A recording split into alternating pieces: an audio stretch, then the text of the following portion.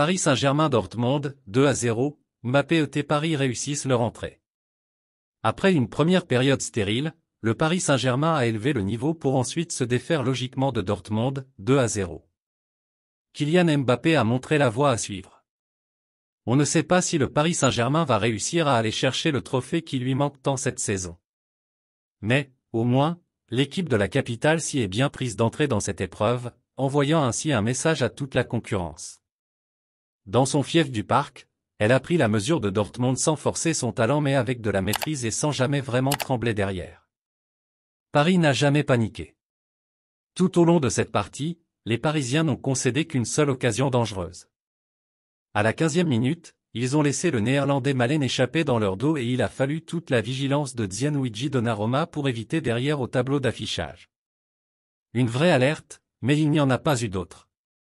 Jouant de manière structurée avec la volonté de ne laisser aucun espace à son adversaire, Paris s'est offert une soirée tranquille sur le plan défensif. Et devant ? Jusqu'à la pause, ce fut à dire vrai plutôt brouillon. Seul Vitinha est parvenu à inquiéter les Allemands avec un tir rasant sur le poteau, 19e. Heureusement qu'en seconde période, ce fut beaucoup mieux. Probablement admonestés par leur coach dans le vestiaire, les locaux sont revenus sur la pelouse avec plus de hargne. Un regain de combativité qui a vite porté ses fruits. À la 49e minute, une offensive a débouché sur un penalty et c'est évidemment Kylian Mbappé qui s'est avancé pour transformer la sentence. Le Bondinois ne s'est pas raté, signant déjà son 8e de la saison. Un Paris Saint-Germain plus conquérant en seconde mi-temps. À 1-0, Paris a naturellement bénéficié de plus d'espace aux avant-postes. Le second but n'était alors qu'une question de temps et il est intervenu à la 58e.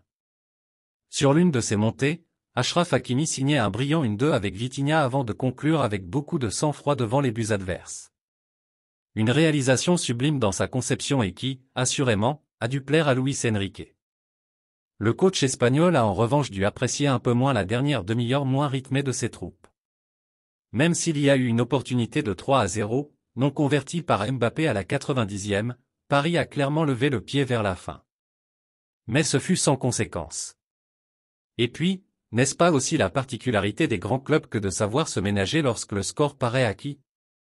Surtout quand la prochaine échéance offre un excitant classico contre le rival intime marseillais. Merci de bien vouloir activer la cloche et de cliquer sur j'aime.